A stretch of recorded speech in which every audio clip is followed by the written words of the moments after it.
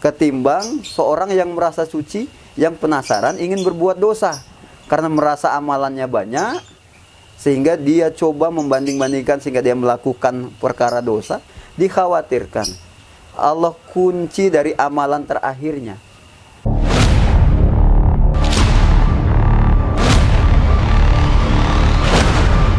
Kembali berjumpa di Open Heart, salah satu program di Aktarasis TV. Pada saat ini kita sudah kedatangan tim dari tim religi, Ustaz ya? Iya. Tim religi Wisma Aktarasis. Assalamualaikum, Ustaz. Waalaikumsalam warahmatullahi wabarakatuh. Alhamdulillah sehat. Sehat ya. Alhamdulillah. Tambah sumringah ya Jumat Iya. itu ya. Alhamdulillah Jumat hari yang diberkahi. Semoga Insyaallah. kita semua diberkahi oleh Allah Subhanahu wa taala. Amin. Mungkin untuk awal saya ingin bertanya terkait religi di Wisma Aktarasis itu gimana, ada kaitannya antara rehabilitasi narkoba dengan religi itu seperti apa, Ustaz? Ya, sungguh sangat besar ya keterkaitan antara religi dengan kejiwaan. Karena memang salah satu anugerah dari Allah itu Allah ciptakan akal. Nah, dengan akal itu terkadang kita dibuat galau, manakala akal kita tidak sanggup mencerna sesuatu, baik pikiran. Akhirnya teman-teman yang masuk di Aktarasis ini kecenderungan mereka banyak menggunakan akalnya, sehingga kita tawarkan agar supaya dari permasalahan dari akalnya tersebut mendapatkan jawaban. Jadi kita tawarkan keimanan, bahwa di atas akal itu ada pemahaman keimanan yang mampu menjawab semua problem permasalahan yang ada di residen. Nah, jadi kita tawarkan seperti itu, pemahaman spiritual. Karena dengan iman mampu menjawab segala sesuatu yang tidak bisa dicerna oleh akal. Gitu. Tuh. Terus terkait dengan program di panti rehabilitasi narkoba ini, teknik atau cara apa saja yang dilakukan di sini? Apakah dengan sistem konseling atau ada hal lain yang bisa? Ya, yang pertama konseling, kita coba menginterview terhadap apa yang menjadi problem masalah residen, sehingga kita kaitkan dengan pengetahuan spiritual, bahwasanya dari setiap permasalahan itu pasti ada solusinya. Satu rumusan yang ditawarkan Allah, Allah Subhanahu wa taala berfirman, "Wa may yattaqillaha yaj'al lahu makhraja." Barang siapa yang mau bertakwa kepada Allah, maka Allah akan menyelesaikan semua problem permasalahannya. Wa yarzuqhu min haitsu la yahtasib. Tidak sampai di situ, Allah akan kasih rezeki dari arah yang tidak disangka-sangka. Wa may yatawakkal 'alallahi fa huwa hasbuh. Barang siapa yang menyerahkan semua urusannya kepada Allah, maka Allah akan menjamin hidupnya. Nah, oleh karenanya dari setiap problem itu kita tawarkan untuk datang dulu kepada Allah yang Maha memberikan solusi, datang kepada Allah yang melunasi, datang kepada Allah yang Maha menenangkan. Maka Allah akan memberikan apa yang kita inginkan. Nah, itu salah satunya. Jadi konseling. Yang kedua ada tausiah. Perkara-perkara pokok-pokok ajaran Islam, keimanan-keimanan yang boleh jadi mereka belum sempat memahaminya, maka boleh jadi maksud Allah untuk mengirimnya ke Aktarasis itu untuk belajar agama. Nah, sehingga pulang sedikit banyaknya bisa mengamalkan nilai-nilai agama. Nah, sehingga narkobanya sudah mulai terkikis dari pengetahuan agama tersebut. Ya, Gitu. artinya mungkin perjalanan hidup orang itu sampai akhirnya boleh dibilang terjerumus dalam kehidupan yang kurang baik. Narkoba ada salah satu alat pelantarannya gitu ya. Pelantarannya. Dan semua itu kembali kepada agama. Agama. Bahkan ada yang bilang sebuah rehab itu lebih tidak menjadi jaminan, tapi rata-rata yang berhasil bisa mentas itu dari faktor ingat akan Tuhan. Iya. Apakah seperti itu? Iya. Salah satu faktornya kembalikan kepada fitrah. awal dia diciptakan oleh Tuhan. Artinya dulu perjanjiannya bahwa dia akan mengabdi kepada Tuhan, akan bertakwa kepada Allah. Tapi dalam kenyataannya dia lupa kepada Allah sehingga setan jerumuskan untuk lalai terhadap perintah Allah. Maka masuknya di ataraksi, kita coba ingatkan lagi. Kita coba ingatkan lagi bahwasanya dia adalah makhluk Allah. Nah, bahwa yang namanya makhluk tugasnya hanya menghamba kepada Allah. Itu. Sehingga mereka insya Allah sembuh. Siapa yang memberikan kesembuhan? Allah, karena mau dekat dengan Allah. Kalau dari pandangan agama terkait dengan ini, balik ke awal ya sebenarnya. Iya. Apa sih pandangan agama terhadap narkoba itu sendiri? Terus kalau zaman Nabi kan dulu, zaman Rasulullah nggak ada tuh namanya narkoba atau seperti apa gitu kan ya. Iya. Kita kaitkan dengan zaman sekarang, kalau pandangan Islam terhadap narkoba seperti apa? Iya, narkoba adalah salah satu jenis khamr. Ya. Segala sesuatu yang memabukkan itu khamr. Maka boleh jadi kalau dulu khamr itu dibuat dari anggur, dari kurma sebagai fungsi untuk menghangatkan badan. Akan tetapi pada saat itu pula masyarakat jahiliyah mengkonsumsinya secara berlebihan sehingga bukan lagi mengambil manfaatnya, akhirnya timbul kemudorotan. Sehingga banyak kemaksiatan yang diawali dari meminum khamr karena hilang akal sehatnya. Kemudian tidak sampai di situ, mungkin dulu ada beberapa sahabat yang mengkonsumsi khamr sehingga mabuk. Akhirnya turun ayat ketika kita ingin mendatangi masjid atau sholat, hendaknya kita jangan mendekatinya dalam kondisi mabuk. Bahkan ditegaskan lagi, Allah Subhanahu wa taala berfirman, ya ayyuhalladzina amanu innama khamru wal maisir wal ansabu wal azam rijsun min amali syaiton. Hai orang-orang yang beriman, sesungguhnya khamr, minum-minuman keras, berjudi, yang kedua berjudi, yang ketiga menyembelih sesembahan untuk berhala, dan yang keempat mengundi nasib dengan anak panah. Ini najis dan ini adalah amalan-amalannya setan. Maka jauhi, tinggalkan. Nah, maka narkoba ini dengan nilai-nilai agama, mereka paham bahwa ini merusak, bahwa ini yang akan menjauhkan dirinya kepada Allah, maka jauhi. Nah, tinggalkan. Nah, itu walaupun mereka terkadang belum mampu meninggalkan teman-temannya. Nah, karena ketika direhab di ataraksi ini rata-rata bagus. Di dalam mereka bagus. Apa yang menyebabkan mereka memakai lagi? Pergaulan. Maka tidak sampai di sini prosesnya. Maka orang tuanya harus ikut terlibat untuk memantau anak-anaknya di luar. Karena kami manajemen Ataraksis tidak mampu memantau manakala residen ini sudah keluar.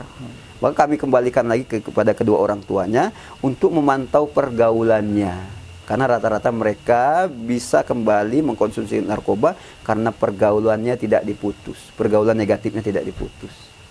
Nah, itu. Terus terkait dengan problematika yang dihadapi para residen itu dari sisi agama, yang menurut Ustadz yang paling dalam tanda kutip agak berat itu seperti yang kasus seperti apa, Ustadz? Yang kasus yang paling berat itu ODGJ ya. Nah, ODGJ ini agak susah karena nalarnya tidak sampai. Nah, tapi ada kecenderungan ODGJ ini lebih bisa diarahkan ketimbang yang normal pengguna narkoba karena mereka masih 50-50. Ada kecenderungan untuk mengkonsumsi lagi. Tapi kalau ODGJ seperti sapi yang sudah dicucuk hidungnya. Tergantung orang tuanya, tergantung mungkin guru-gurunya ingin membawanya kemana. Sifatnya cenderung lebih menurut gitu daripada narkoba. Nah, jadi yang paling susah saya pribadi mengarahkan ODGJ. Jadi rekan-rekan dari residen yang sudah dalam tanda kutip sudah dual diagnos ya. Artinya penggunaan dari narkoba itu sudah berdampak lari ke kejiwaan gitu. Iya. Nah, ketika narkobanya sudah masuk ke ranah kejiwaan, nah di situ bukan tidak bisa. Saya punya keyakinan kondisi lingkungan yang akan mewarnai dia sehingga dia bisa lebih baik lagi. Tergantung lingkungan. Kalau lingkungan ataraksis ini baik, mengajarkan ketaatan, kemudian lingkungan rumahnya juga baik, mengajarkan ketaatan, dan di lingkungan sekitarnya pun baik, cenderung mengajarkan ketaatan, insya Allah ini residen akan sembuh total 100%. Ya. Tapi kalau di antara pos-pos dari lingkungan itu ada satu saja yang tidak baik, itulah yang akan mengguncang psikologinya sehingga dia berbuat buruk lagi, mengkonsumsi lagi, atau akalnya rusak lagi. Nah, jadi itu. faktor religi dalam rumah tangga juga mempengaruhi. Sangat gitu. mempengaruhi, Ya. sangat mempengaruhi. Karena kondisi rumah yang ideal ketika rumah itu dijadikan sebagai taman-taman surga. Artinya penghuninya pun merasakan ketenangan, kedamaian, taat kepada Allah. Kalau penghuninya saja tidak taat kepada Allah, jangan diharap untuk membuat rumah itu aman, nyaman, yang katanya sakinah mawaddah warahmah, tapi tidak mau mengambil sumber ketaatan kepada Allah, tidak akan pernah bisa.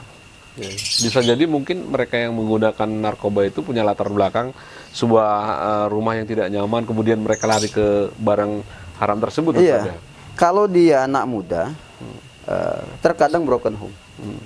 Melihat orang tuanya cekcok, maka saya ingatkan untuk orang tua ketika ada problem rumah tangga antara suami dan istri, jangan cekcok di depan anak.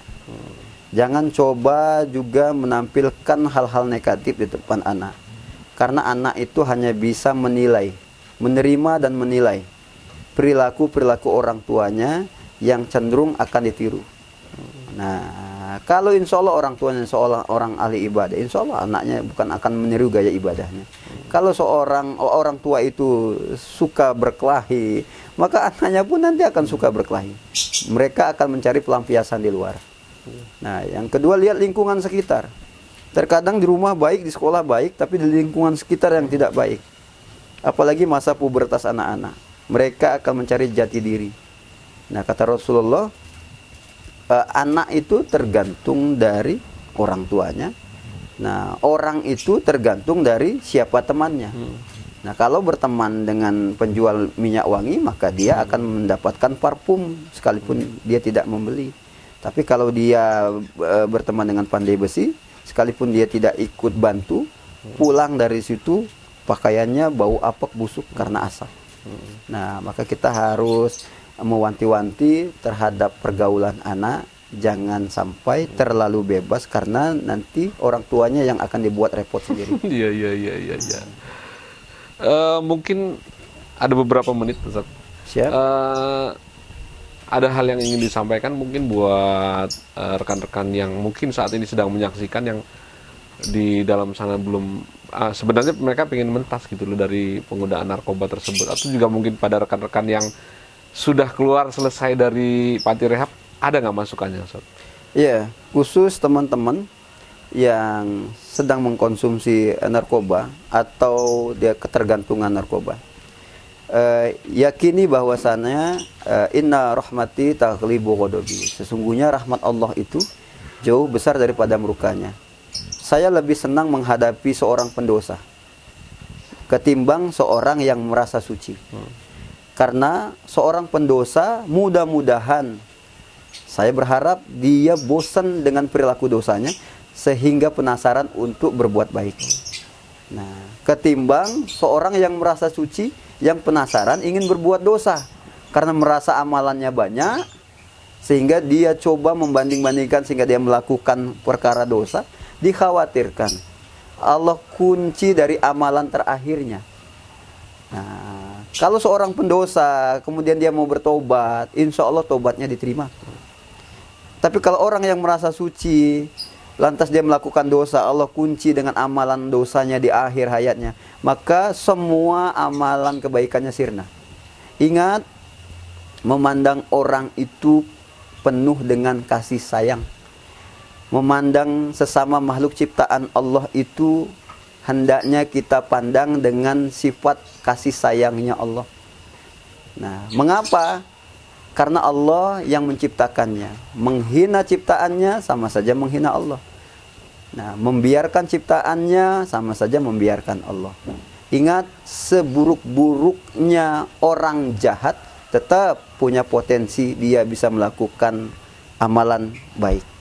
Tapi sebaik-baiknya orang tetap di dalam hatinya punya potensi untuk berbuat dosa. Jadi harus berimbang memandang orang, pandanglah dia dengan kasih sayang. Artinya apa? Sejahat-jahatnya orang masih punya potensi untuk diluruskan. Nah, jadi teman-teman yang pecandu narkoba, ayo semangat, jangan putus sampai di situ. Seberapapun dosa yang kita perbuat, insya Allah ampunan Allah akan Allah berikan sebanyak itu pula. Jangan lari dari rahmat Allah, jangan juga berputus asa dari rahmat Allah. Datang ke Allah. Kalau takut dengan anjing, lari. Kalau takut dengan macan, lari. Kalau takut dengan Allah, dekati. Takut dengan Allah, lebih dekati. Nah, sampai menggapai kasih sayangnya Allah.